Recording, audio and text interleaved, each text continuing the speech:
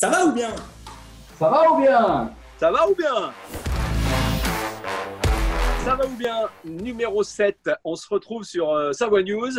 Alors non pas avec des sportifs, on va changer un petit peu les choses aujourd'hui. On va quitter les frontières de la Savoie, de la France. On va aller chercher deux expatriés savoyards. L'un est aux États-Unis et il n'est autre que mon frère. Alors salut Marc, ça va ou bien? Ça va ou bien? Ou peut-être comme on dit ici, Savoy, oh, very bien. Oh, c'est de l'américain spécifique. Alors l'autre, il n'est pas très très loin. Il est au Canada et chez nos cousins canadiens, eh bien, on espère que ça va ou bien, Patrick? Ça va ou bien, Pierre? Et comme on dit chez nous, bon matin. Ah, j'attends de toi des mots un peu spécifiques comme ça. J'espère que tu as déjà pris la langue officielle de nos cousins québécois et canadiens. Hein. Quelques mots, mais pas l'accent encore. Bon, d'accord, ouais, j'ai vu ça aussi. Bon, alors, plan de situation tous les deux, on commence toujours par ça. On veut tout savoir. Dites-nous où spécifiquement, physiquement, vous êtes confinés, dans un grand appartement, petit appartement, grande maison, jardin, pas jardin, enfant, pas enfant. État des lieux. Patrick, à toi. Alors, donc moi j'habite à Montréal, donc sur l'île de Montréal, dans un condo, donc condo entre parenthèses appartement, parce que ça c'est un mot québécois. Donc Ouais. j'ai la chance d'avoir un penthouse avec un appartement suffisamment grand, avec une terrasse qui me permet de pouvoir m'aérer parce que le confinement est identique à celui des Français. Nous sommes toujours confinés. Donc voilà, donc je vis avec une personne canadienne, donc nous sommes tous les deux confinés dans notre appartement et on attend avec hâte de pouvoir, avec impatience, de pouvoir ressortir et retrouver entre guillemets une vie à peu près normale. Ok. Allez, on passe aux États-Unis avec Marc. Toi, ton mode de confinement, c'est quoi? Voilà, alors bah, c'est très confortable. Je suis dans une grande maison. C'est notre maison d'été qui est juste au bord de la mer, dans le sud de l'État du Maine. Et donc, je suis avec mon épouse, Judy. Alors, on est malheureusement tous les deux. Habituellement, on aimerait recevoir dans les week-ends les enfants qui viennent de Boston, mais rien de tout ça. Mais sinon, pour te donner un peu l'idée, c'est une zone assez rurale, assez ouverte, et où il y a beaucoup de maisons secondaires. Alors, ce qui est un petit peu différent aux autres années, c'est les maisons secondaires sont presque toutes occupées parce que les gens des villes sont venus justement où ils ont envoyé leurs enfants, etc. Ouais.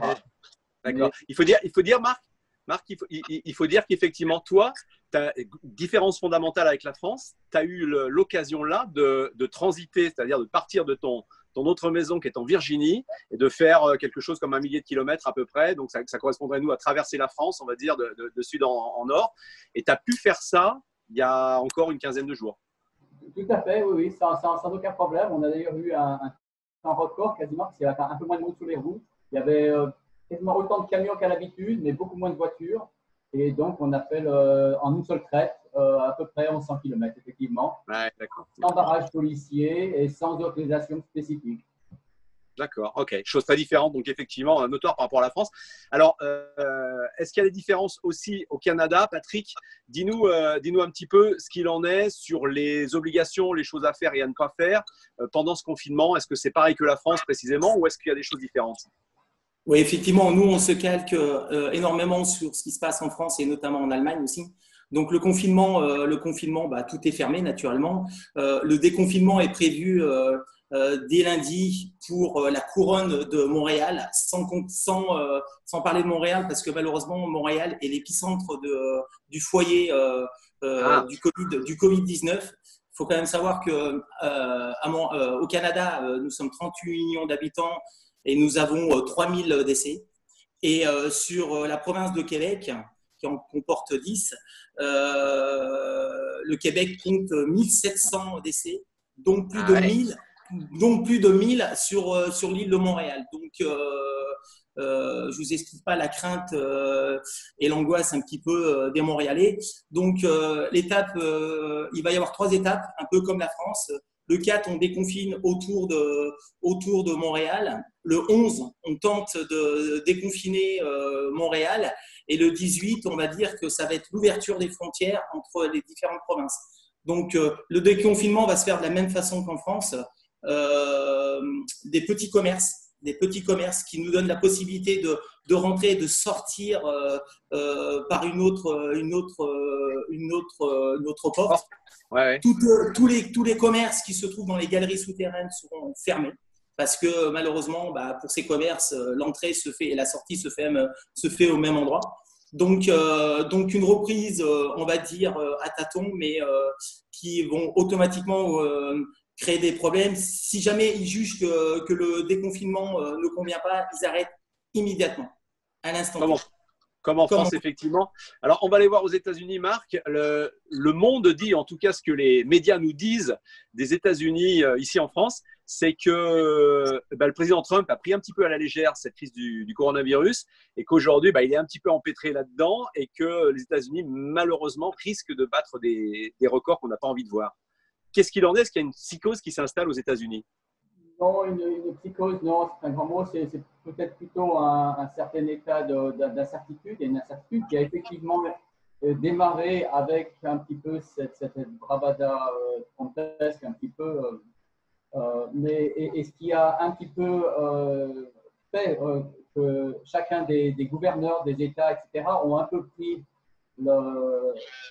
l'initiative de décider ce qu'il était bon de faire, de ne pas faire dans leurs États. Et c'est pour ça que les choses se gèrent beaucoup État par État, qui est aussi très justifié par le sens qu'on a certaines villes où il y a effectivement une grosse concentration du virus, mais du fait un petit peu de l'espacement, du manque d'industrie. On voit ici par exemple au Maine, les États vont un petit peu se défaire du confinement par étapes dans les mois, dans les jours qui suivent. D'accord. Ouais, donc c'est un petit peu comme chez nous, comme au Canada, effectivement.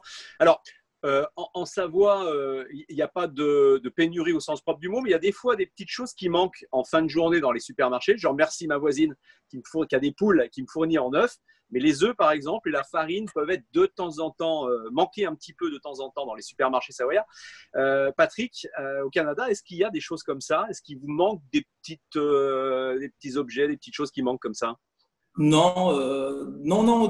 Pour le moment, tout est bien ravitaillé. Il n'y a pas trop de problèmes. On a simplement eu au tout début du confinement la ruée vers l'or, vers le papier toilette. C'était un truc horrible.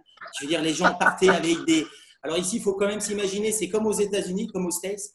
Nos caddies, les caddies que vous avez à Carrefour, ainsi de suite, ici sont multipliés par 2. C'est des immenses caddies. Donc imagine deux gros caddies remplis de papier toilette, un truc de malade.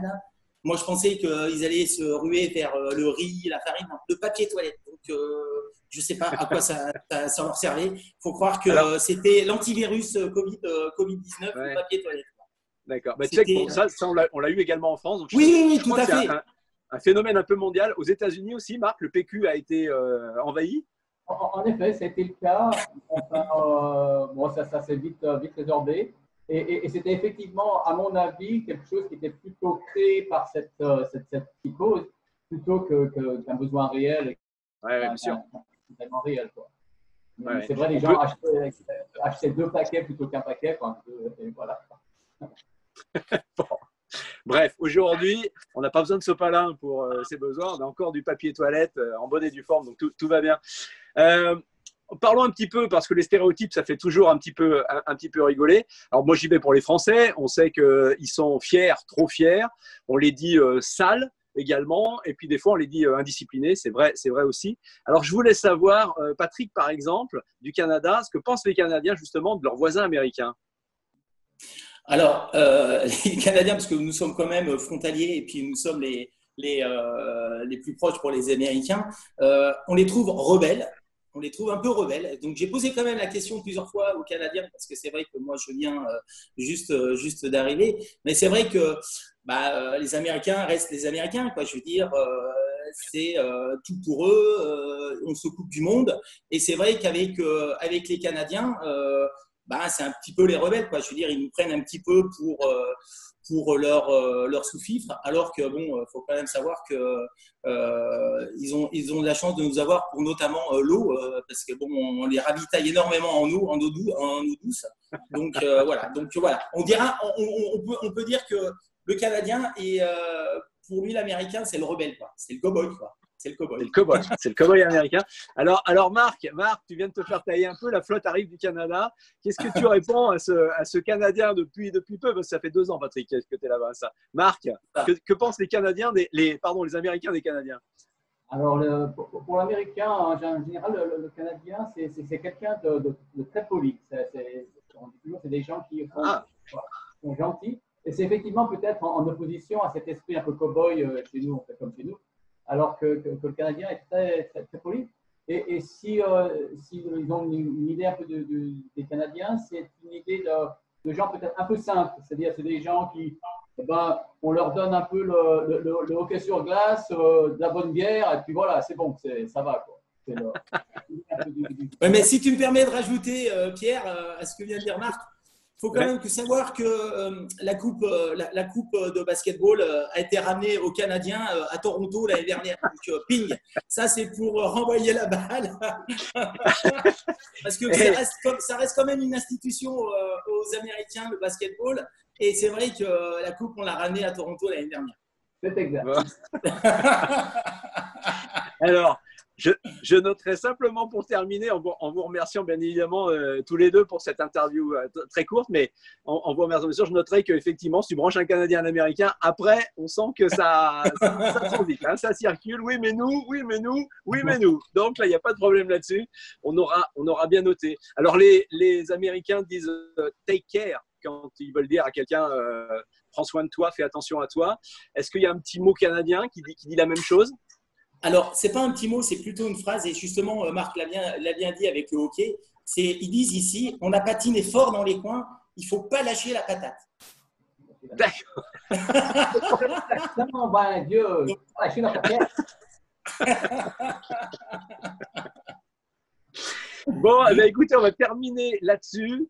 Que ce soit garder la patate ou take care, dans tous les cas, faites attention à vous, restez chez vous et suivez Savoie News avec notamment les Ça va ou bien et puis tout ce qui est diffusé sur l'antenne. Salut, merci, à bientôt les garçons, ciao. Bye bye.